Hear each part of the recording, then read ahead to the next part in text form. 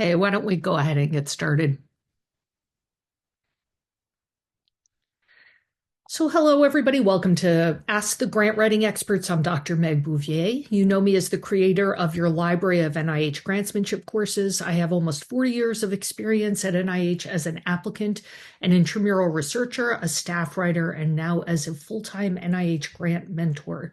I've helped clients land nearly $600 million in federal funding, and I'm here to answer your NIH grant writing questions.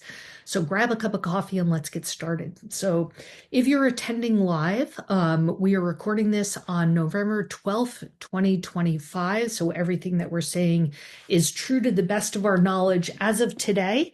But things change very quickly, especially this year in the federal government. So always check to make sure that what we're saying is still accurate. And those of you who are attending live, just a reminder that you are in listen only mode, but you can start typing your questions in the Q&A box. So we will have a mini tutorial today, but feel free to load up the Q&A box with your questions because it won't be long.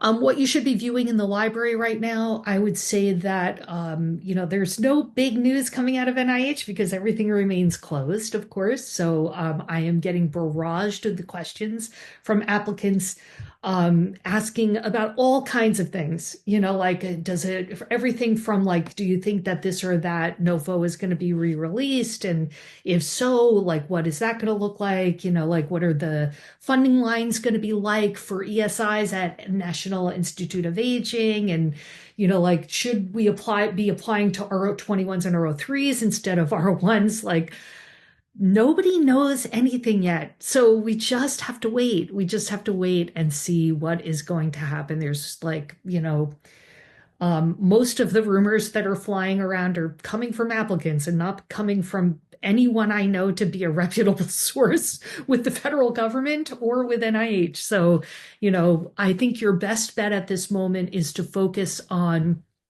if you want to put in an application for cycle one, focus on the parent announcements, which are active and not going anywhere in the foreseeable future, and try to focus on prepping for deadlines in February and March. Surely things will be reopened by then. What you should be viewing in the library, I would say the prep portions of the courses. So if you're applying for the R or K series, I would be looking at, for example, chapter one. Obviously, you can't do the portions of prep work that are, some of which is described in chapter two, that involves vetting ideas with the program officer. You're going to have to wait on that. But there are plenty of prep steps you can be getting done, even with NIH closed. So I would suggest that you focus on those. Okay, so we do have a mini tutorial today. So I'm going to share that now. Let me get that set up for you.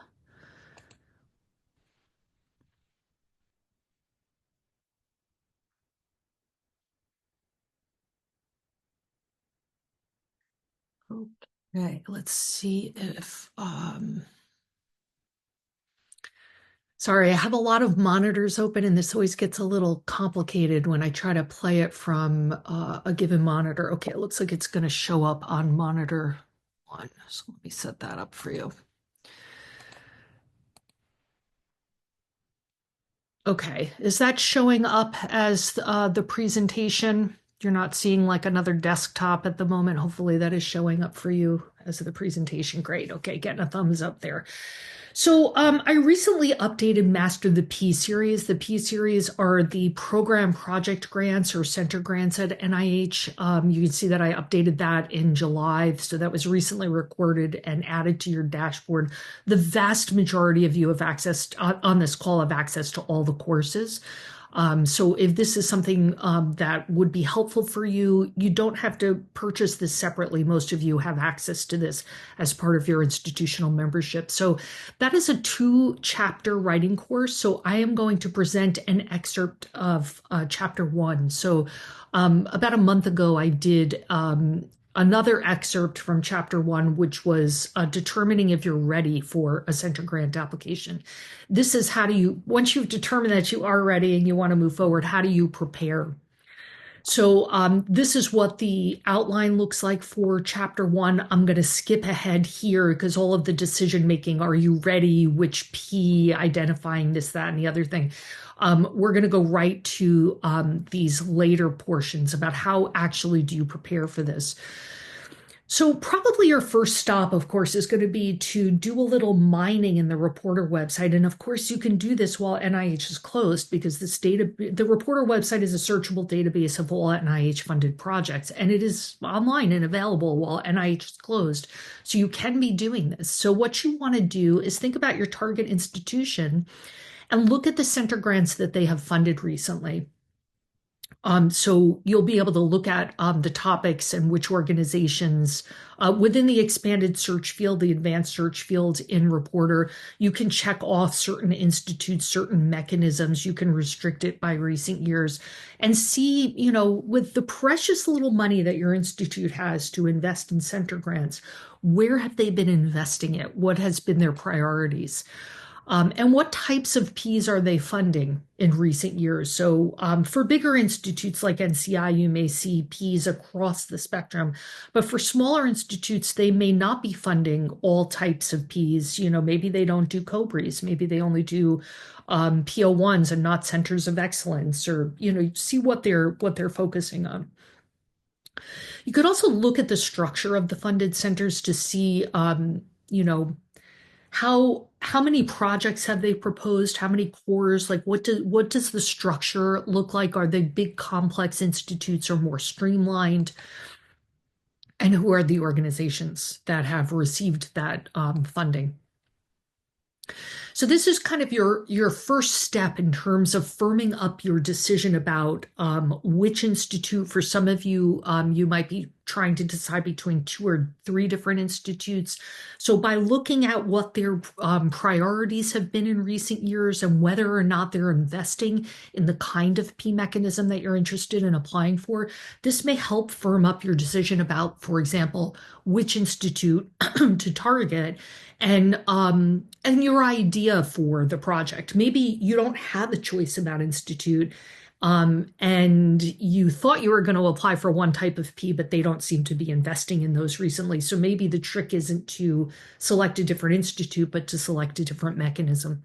So all of these things are going to kind of be the first level of research to try to inform your decision making around P mechanism, which institute, and that kind of thing. So for those of you who haven't been on Reporter recently, or maybe if you've never been on Reporter, if you do the expanded search field, you can restrict by institute.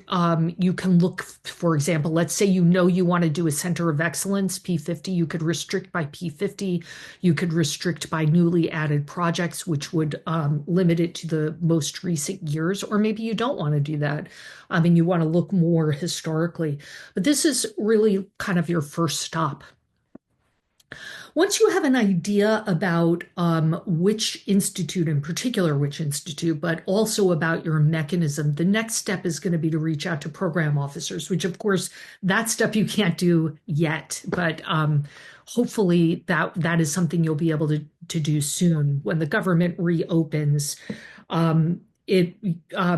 Right now, program officers are furloughed, so they are not allowed to answer emails. So hopefully you'll be able to do this soon. So that part, I'm going to review that step in a moment, but with the idea that you have to wait to do that. You don't have to wait to vet the idea with colleagues, though. So for many of you, you are sitting on a gold mine of information within your own organization because there are likely people within your department, within your division, within your school who have experiences applying for center grants, maybe at that specific institute, maybe at a different institute, maybe in a different area. Maybe that group has experience applying for a PO1 or a COBRE or a Center for Excellence. And even though it's in a different field, they could still be useful in terms of giving you advice about how to structure the idea and how to pitch it. So leverage the expertise within your own organization to give you feedback about your decision making concerning which P mechanism, which institute, how should we structure it, how many cores, what should the cores be, how many projects, what should the projects be, and kind of getting information. There might be people in your department who have served on study sections for center grants. Maybe they've been a PI in a center grant. So this you can do now, even while the government is shut down. So this is just a quick graph to show you the number of applications and awards and the success rate. So you may be astonished to see how high the success rate has been over the years in terms of center grants at NIH, but remember that for most institutes, you are going to have to receive permission even to apply for the center grant. So there's actually like a step before the application that eliminates typically the topics that the institute is not interested in investing in. Program officers for center grants, they don't want to see you spending enormous amounts of time and effort writing a center grant application in an area that isn't an area of highest priority to them programmatically. So they will just cut you off right at that point if they're not, at the vet point. So how does that happen? So this is from an NCI website. This is literally a screenshot for them. So they say 6 to 9 months before deadline, you should have a pre-submission meeting. So I know this is specifically PO1 and specifically NCI, but it's actually true across mechanisms and across institutes. The only part that isn't true is the 6 to 9 months part. I think that is aspirational, maybe. I actually would prefer to see people doing this 1 to 3 years before they want to put in an application.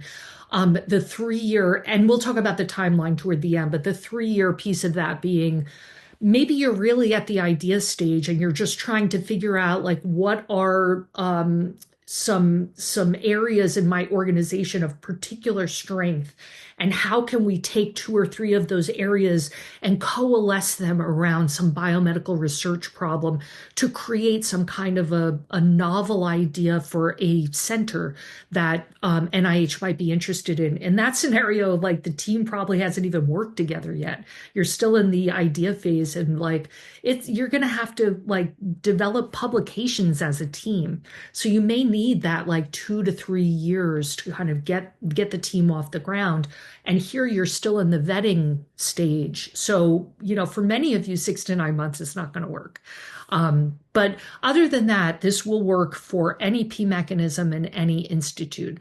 So their suggestion is to set up a pre-submission meeting with the program officer for the P mechanism that you're targeting. And you want to give, investigator names, a description of each core. So this is high-level description. They're not looking for you to send them a 6-page write-up. They're looking for you to send them like a paragraph, a meaty paragraph or 2 paragraphs saying, like, maybe you'll say something like, we have a core, this is what it does. We would like to use money from this P mechanism to expand that core to build out these aspects of it. And then you would talk about the research projects and, what the project will do and how the cores will support the projects and how all of that will coalesce, and synergize around a central theme. So again, they're not looking for an extensive write-up. This is really just vetting the idea. You're at the vetting stage. And of course, all these URLs are, if you go to the Master the PO Series Chapter 1 course, you can download the PDF that has these URLs in a clickable format. So you don't have to, type all these out. So again, you're going to set that meeting at least 6 to 9 months ahead of time, but I'm a bigger fan of doing it like a couple of years ahead of time when you're still vetting the idea. It used to be that those meetings would take place on the NIH campus. I think much more frequently now it's all done by Zoom. Since the pandemic, most of that's done by Zoom. So the senior PI, the person who is going would be like the contact PI on the center grant application, is going to be the key liaison to who is going to work with the program officer. So, and if you're in a scenario where you have two or three multi PIs on the grant, it's important that your most senior person be the one who is facilitating this interaction because they're usually the ones who know the program officer and have a relationship with the institute. But the contact PI should still be involved in all of the meetings and also in touch with the program officer. So in addition to the pre-approval meeting, you could also consider inviting the program officer to your university to give a tour of the facilities. Again, this is not happening right now, but I'm assuming that the government is going to reopen at some point. This doesn't happen all that frequently, but I can think of several key examples in fairly recent memory within like the last 5 to 8 years, including with a client that has people on this call right now, where a program officer did tour the facilities and it was hugely advantageous to the team. So you don't want to have the person come up and just have them like look at a bunch of labs and it's not going to really move the needle for you. It's really if you have something to show them that is different, that is really noteworthy and would really impress the program officer in terms of what you could offer within the setting of a center grant. So that would be the reason to invite them to come up to see the facilities. And of course, leading up to this meeting, you want to prepare your concept. So institutes, again, have very little money to invest, less than ever to invest in terms of center grants, and they're only going to invest in the areas of highest programmatic interest to them, which is the whole point of this meeting, is to make sure that your idea is aligned with their highest programmatic priorities. So when you're making this pitch, you want to make sure that you are really laser focused on what is innovative about this. So it can't be an idea that some other group in the country is already working on in a very similar way that you're working on it. So we talked last time in terms of whether or not you're ready for a center grant. One of the key things is, do you have a concept? Do you have some concept that is impactful and innovative? So the idea would be that there's a biomedical research problem that is a very high priority for this particular institute, and you have some novel way to tackle it that involves different areas of research strength on your campus. So you are tackling this problem in some way that no other research group is doing, or maybe they're not doing it as well as you are. So that's where your competitive advantage comes in as well. It's not only something that's like a novel way to tackle this high priority area, it's also your research group is they are the people to do it.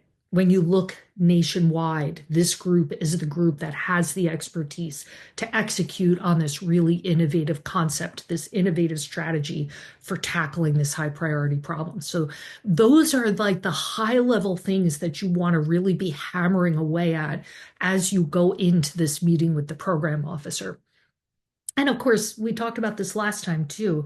Why will program officers care about this center? What does it do for them in terms of advancing the agenda of their funding portfolio? And what will Congress and taxpayers see as the national relevance? Because ultimately, the program officers and the administrative staff of that institute has to justify Congress's investment in this center. And so the priorities of this proposed center have to be very much aligned with what matters to Congress and taxpayers right now.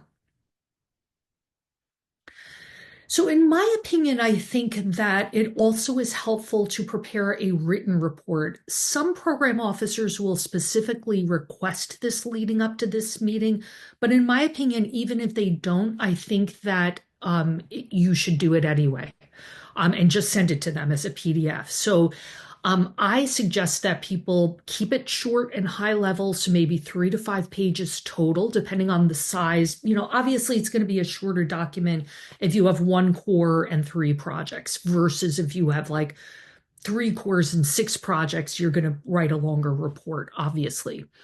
I would send it a couple of weeks ahead of the meeting so that the program officer or any other program staff who are going to be on that call actually have time to read the damn thing and think about what their questions might be for you. And figure out if they do ask you for a written report, figure out exactly what it is that they're asking for. So remember that previous slide for the pre-submission meeting, PO1 pre-submission meeting for NCI. They actually tell you exactly what they want you to send them ahead of time. Some institutes have a list of things they want. They may want the names of they're going to typically want the names of the multi-PIs for the whole center, but also the PIs for the project. They're probably going to want to know who the core leads are. They may want to see Ames pages for the projects. Sometimes they want some budget information as well. They want to know which NOFO you're targeting, which mechanism, which deadline, things like that. And the other thing that I strongly encourage you to create leading into this pre-submission meeting, whether the program officer asks for it or not, is a brief PowerPoint to accompany the talk that you're going to give them. So you're not just a talking head in a Zoom call, but they have information to look at.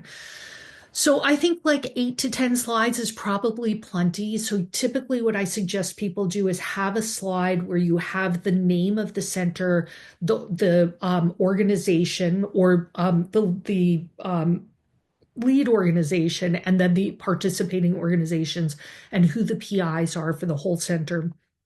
And then a slide that has the high level concept about we have particular strengths in these 2 or 3 areas. They will come together to form a unique collaboration that will allow us to innovatively tackle this biomedical problem that we know is a high priority for your institute.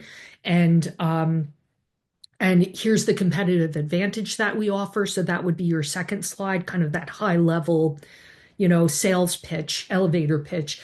And then I would have one slide each for one slide for each core, one slide for each project. Try not to make the slides too text heavy. Try to keep it really high level. And remember that you will have already sent them a written document ahead of time. So this is really just meant to jog their memory. The other thing is that it's really, and I think, really important, in addition to having the multi-PIs on the call, to make sure that you have some other key team members on the call. So you could, the presentation should be done either by the senior MPI or the contact PI, who is usually the mid-career person. One of those should lead the discussion. And the 2 of them should really be the main people speaking with the program staff during this call. However, it can be very useful to have other people on the call, like the PIs for the research projects and the PI for each of the cores, and task one of them with taking notes. It's really important to task them with taking notes. You could ask the program officer if you could record the meeting. Some people like to have an AI note taker attend I have them here right now. People have AI note takers that attending this Zoom call. So that's a really common thing right now. I don't imagine that a program officer would have a problem with you having an AI note taker there, but it can be useful to just record it, just video record it. But I still think it's useful to have one team member tasked with taking notes. And it's very important to pay attention to nuance. So the person who's taking the notes should not be the person who's leading the call. So it shouldn't be the MPIs. It should be somebody else who's taking the notes, maybe like one of the PIs from a research project or core. And you really want to pay attention to nuance. So you want to notice, not just what a program officer is saying, but how they're saying it, where they're pausing, where they seem hesitant. You really kind of want to pay attention to anything that indicates anything less than overwhelming enthusiasm for whatever you're proposing, because you have to have a program officer who is overwhelmingly enthusiastic in order to be successful at this.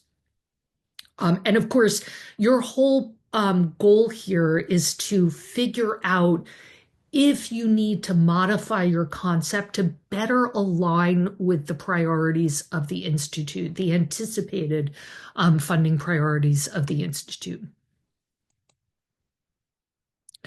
So the other thing is that you really want to line up some funding and support in advance. So university funding and support is hugely important. So what might that look like? So for some of you, there is a formal process on your campus. I have one client on this call who, in my opinion, has the best model for this, where they invite applicants who think they're going to want to apply for a center grant in a couple of years to put in an application to their organization. I believe that their model is for 3 years, and the of funding support from the organization. It's an academic medical center, and they provide a total of $1 million of support over that 3 years. And the goal for that is to establish a collaboration among the team members and to provide seed funding for the start of the cores that you will propose to expand in a future P grant, and potentially to fund some key equipment. So typically I see this anywhere from 1 to 3 years, total funding 200,000 to $1 million. These are competitive applications typically. And what you want to, if there are, RD or pre-award folks on the call, what you want to ask for in these applications is what the concept is for the future application. So, just like you would tell a program officer, like, okay, so what are the areas of research strength on our campus that you're going to leverage in a future application? How are those areas going to coalesce to tackle some really high priority biomedical research question in some novel and impactful and innovative way? What is the mechanism you're going to apply for? Is it going to be a P01, a P20, P30, P50? What's the NOFO? I mean, it's hard to know what the eventual NOFO is going to be, but if you had to apply today, what would it be? What's the institute? What is the structure that you're anticipating you're going to give that future center? And if that's your vision for the application you're going to put into NIH in a couple of years, where are you now and what do you need to get from here to there? And how can we help you with that? That's the kind of application you want to see from people to help them so that you can facilitate their success on a future center grant application. So I think this is a very common thing where people who are putting in center grants to NIH have this kind of funding from their own university ahead of time. And NIH, I think, likes to see that kind of investment on the part of the university before their applicants go in with a center grant application. The other thing is that funding from the state is sometimes important for certain institutes and certain government agencies. I think this is true outside of NIH as well. So, and it doesn't have to be a huge amount of money. Like I know that the university funding, we were talking about 6 to 7 figure investment in the team and facilitating the production of a future competitive center grant application. State funding, you may be looking more at like 5 figures, like tens of thousands that might go into funding a piece of equipment, for example. But it's important to be able to say in your application that the state also did their part in helping to create the structure upon which NIH can then build with more funding.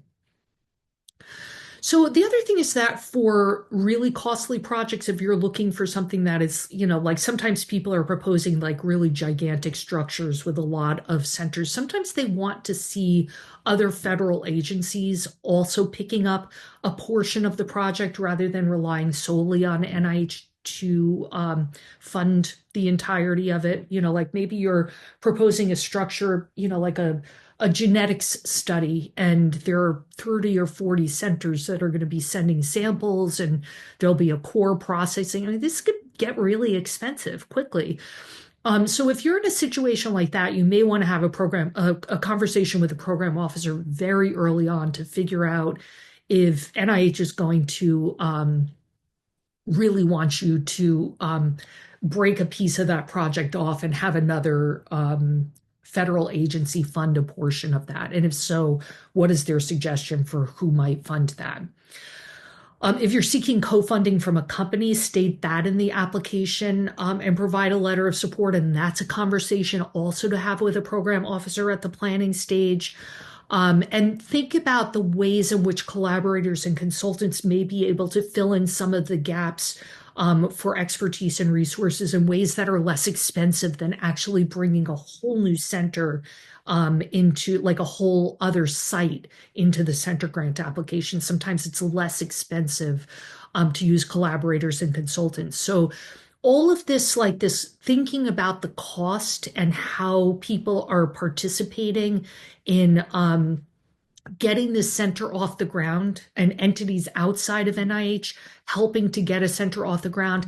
This is all important conversation to have with a program officer in the planning stages, which is why I really think that pre-submission meeting shouldn't be 6 to 9 months ahead of time. It should be like 1 to 3 years ahead of time.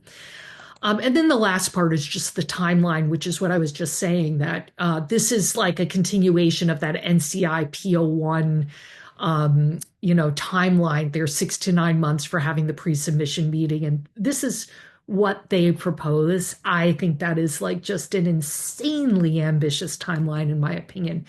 So, for new collaborations where you're putting in a new application, I really think you should be looking at like 2 to 3 years ahead of time, so that you have time to vet the concept, line up other types of support from the state and the university and other entities, potentially a company or other federal agencies, and really kind of establish the collaboration and the idea so that you're going into NIH with something that is already kind of on its way. That's going to present a much more appealing option to reviewers and program staff. The other thing is think about how complex your center is going to be. If you're putting in like a fairly straightforward PO1, there's one site, we've got 3 projects and 1 core, then you might be able to do something on a shorter timeline. But, if you have, many sites and they're geographically disparate and you have like 8 projects and 3 cores, and we're working with all of these recruitment sites, and you definitely need more time to establish that collaboration and get that structure started so that you're not just presenting it to NIH in its infancy, where the risk is higher and the odds of success are lower. So. And if the team is less experienced in writing applications. And of course, you want to make sure that you're leaving lots of time for your budgets, because that is often the rate limiting step, particularly if you have a lot of subsites. And if there are many entities involved, a large team, you need bio sketches and letters of support and those kinds of things. All of that has to be built into your timeline as well. Okay, so that's it for the mini tutorial. I'm going to switch gears and take a look at some questions. Okay, let's see.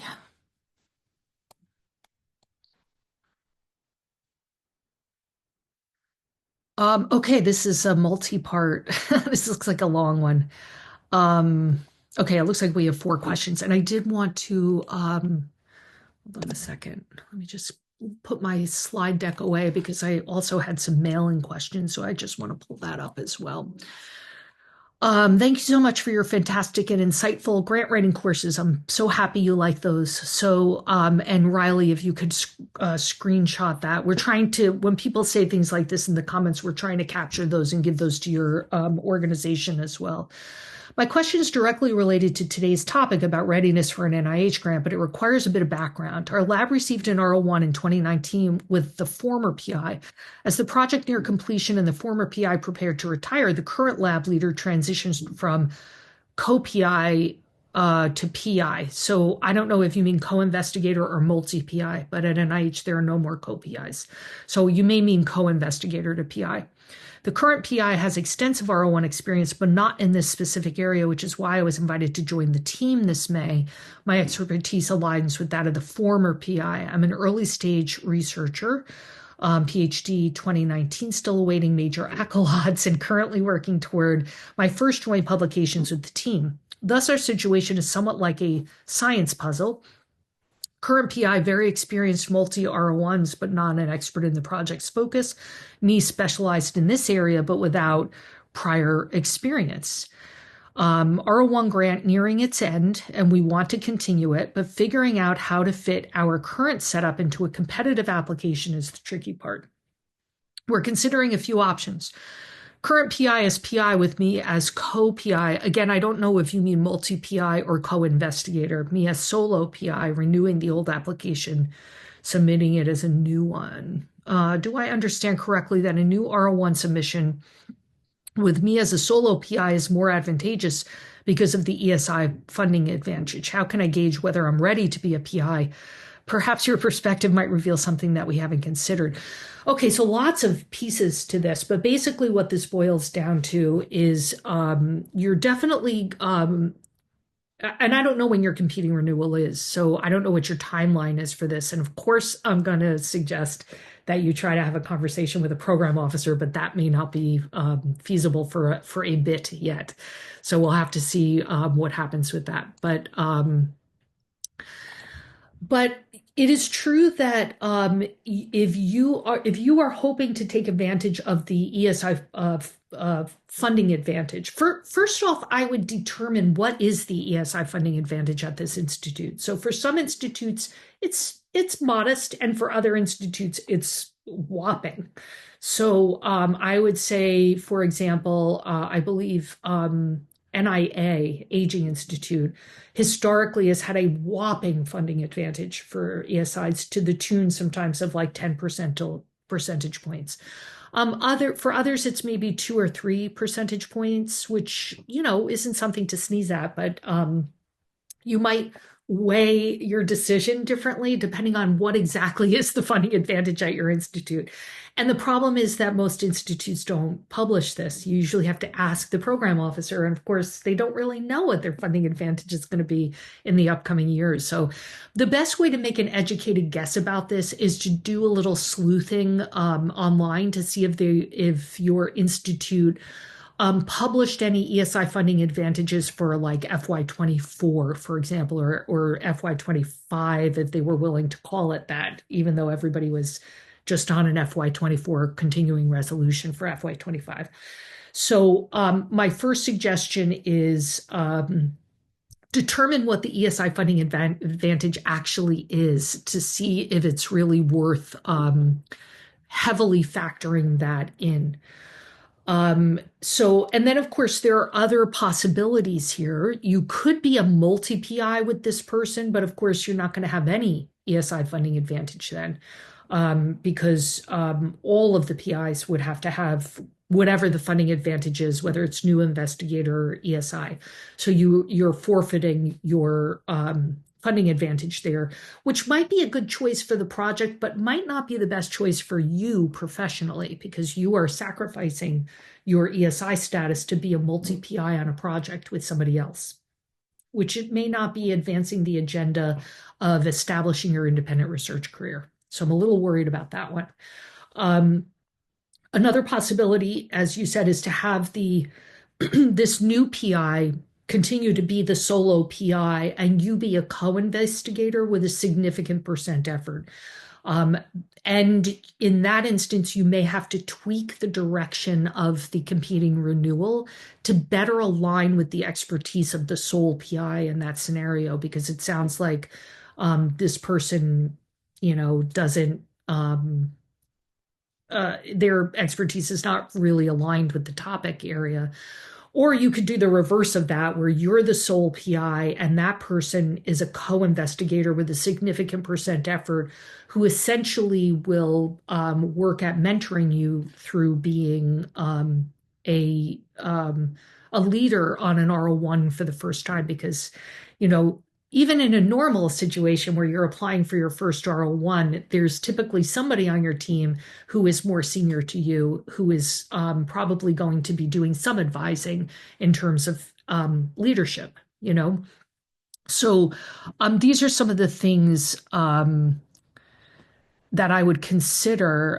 The other things you considered are whether to actually put it in as a competing renewal, or to put it in as a just an A0, just a plain old A0. Um, I would say that if you have been successful on the original R01, and the success is, did you accomplish the aims and publish? There is an advantage to putting it in as a competing renewal. I think it's probably a little easier to get a competing renewal than it is to just go in with a brand new A0.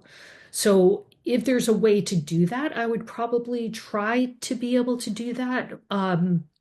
But like either, so I would say, in the absence of any other information, I would give the nod to the competing renewal over a regular A0. But again, if like the other person is going to be the sole PI, you're going to have to tweak the direction of the grant to better align with that person's expertise. Or you become an MPI, which isn't great for you in terms of your career, or you become the sole PI and just see, get the ESI funding advantage and just see how the study section responds to you. I think you get 2 attempts at a competing renewal before you have to put it in as an A0 again. So, you could try it and see how they react to that first submission with you. In the absence of any other information, I would say put it in as a competing renewal with you as the sole PI. And if that's not palatable to the study section and they're not buying it, then maybe consider something else. Um, let's see. I think I answered all of the questions in here, but let's see. How can I gauge whether I'm ready to be a PI? That's largely a question of publications. So in this particular instance, you will have had to, you're going to have a good publication record in the field in which you're applying with the people you're applying. But again, I'm pretty sure you get 2 shots at the competing renewal. So you may want to, depending on how much time you have and which deadline you're targeting, you may want to really kind of start to beef up this collaboration with this particular team in anticipation of taking over being the PI. So, but ultimately, it's all a crapshoot, right? Like some of this is just throw the pasta on the wall and see what sticks, like, so some of this is kind of like, you can think about strategy and second guess what the study section is going to do, but ultimately you're not going to know until you actually put in the application. But luckily you will get another chance at it, I think. So. All right, hopefully that was helpful. I know that was a lot of information. Oh my goodness, another cats question. I previously asked a question regarding the cats. So this is an R01 that is geared toward ESIs who are changing direction and you can't report preliminary data. I'm currently an instructor at one of our client organizations, and I met with my department chair. She has kindly agreed to provide institutional support and write a letter. Could you please advise what content the letter should include in addition to it? I have my mentor's letter. I'm not 100% sure, and I'd have to go back and look. So I'm going to ask you to grab that question and email it to meg@bouviergrant.com. And I'm going to do a little research on that and email you my response and report back at the next Ask the Grant Writing Expert, in case anybody is interested in that as well, because I don't quite remember what goes, and also I haven't looked really closely at the new NOFO since it was re-released, so I don't know if there are any changes to it. So please grab that question and email it to me, and I'm going to do a little research on that for you. I have a question. Oh, hold on a second. I have a question about how to respond to reviewers' comments.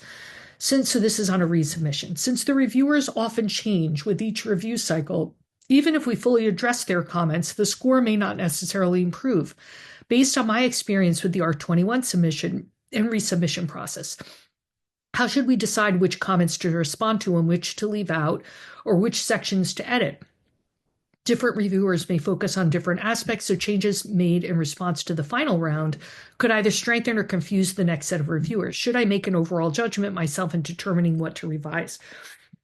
So, no. Don't make a judgment yourself. You got to respond to the comments. So a couple of things that I want to clarify. It's not as if every cycle you just have a whole new set of reviewers.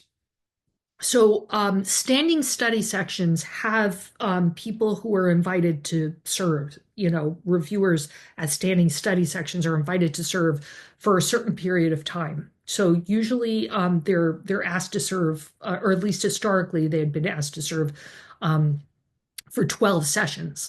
And it used to be that they would do 3 sessions a year for 4 years, and it was 12 consecutive sessions. But now they're allowed to sit out one of those sessions each year. So they could do, they have to do at least 2 of the 3 per year in no more than 6 years. And then, of course, people's tenure as a reviewer expires. They've finished their service and they rotate off and new ones rotate on.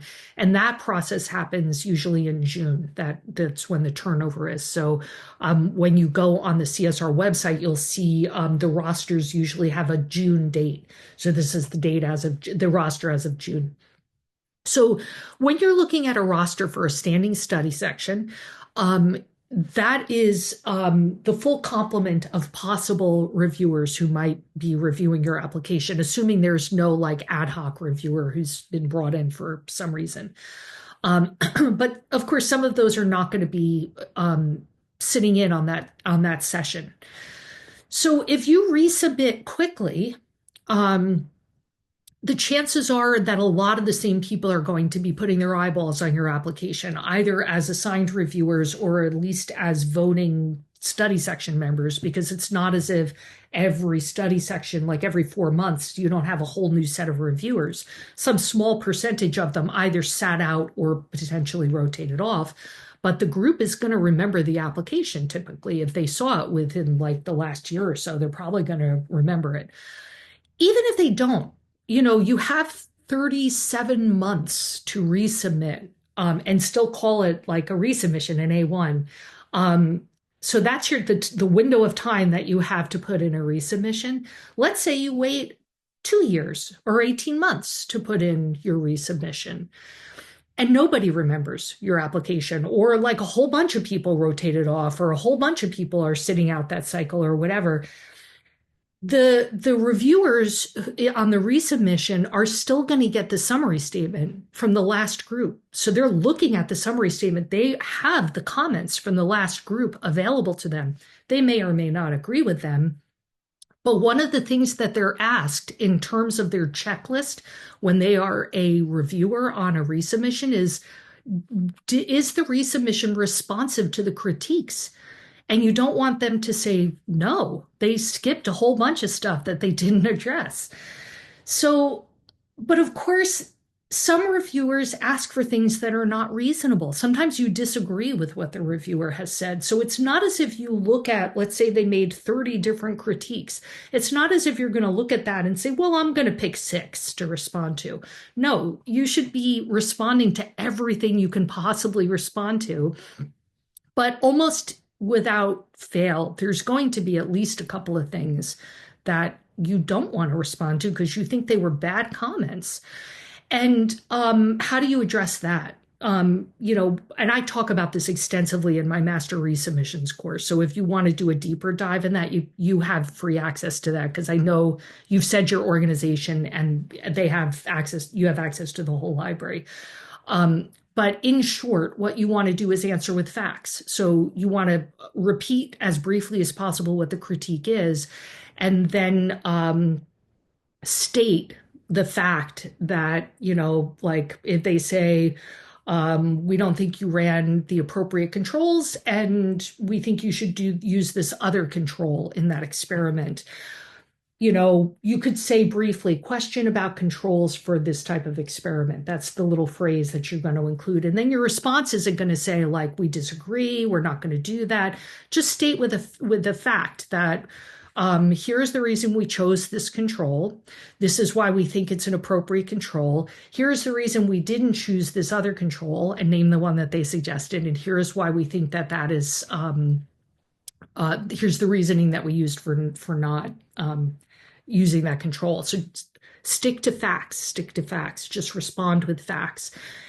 So that's how you're going to, you can't just pick the ones that you want to answer. You have to answer as many as humanly possible. But when inevitably there are a couple of comments that don't make sense for you to do and you kind of feel like, wow, the reviewer didn't really get it, that's how you're going to handle it. That's the kind of language that you want to use. And yeah, you do risk having a new set of reviewers with a new set of comments. That is always the case. But regardless, one of the things that the reviewers on an A1 are going to be asked is were the applicants responsive to the summary statement, to the critiques? And if the answer is no, you're dead in the water, like you're not going to get funded. So you have to demonstrate that you're being responsive to the original set of critiques and hope that they don't have a whole new raft of critiques that weren't listed in the first set of summary statements. Okay, another question. Do you know if NIH is reviewing grants again yet? No, they're not. Very simple.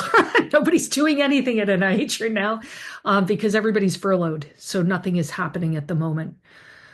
Okay, so let me go back to what's our time? Oh gosh, we're over time. I will just say that I've had some questions about the R50, and I'm going to email this person separately, but the question had to do with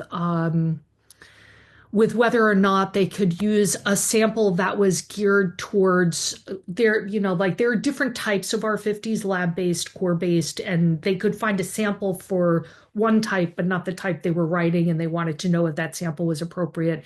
And in short, my answer is who knows, because there are no active R50 NOFOs right now. They've all expired. And so this intellectual exercise is pointless because we don't know what the new NOFO is going to say. So there's no point in even entertaining the question at this moment because they have to re-release the R50 NOFOs, and then we have to compare what the structure is in the new NOFOs, which may be different than it's been in the past. So I will answer that question separately, but I just wanted people to know that. And I think somebody else had a question about an ESI funding line. And of course, the answer to that is who knows. Oh, and there was also a question about should we be applying to R21s and R03s instead of R01s? Because I heard this rumor that ... So I'm getting a lot of emails right now that consist of I heard this rumor that ... And they're all just rumors right now. We're just kind of in a wait and see mode. And my best advice to you is to, if you want to write a grant application for February, the government is going to be reopened by February. There's just the chances are verging on zero. It's approaching zero asymptotically. It can never be zero, but the odds of the government still being closed in February is approaching zero asymptotically. And my advice to you is to focus on the parent announcements, which are not going to expire. And, we're reissued under Forms I, so you'll be set if you target a parent announcement.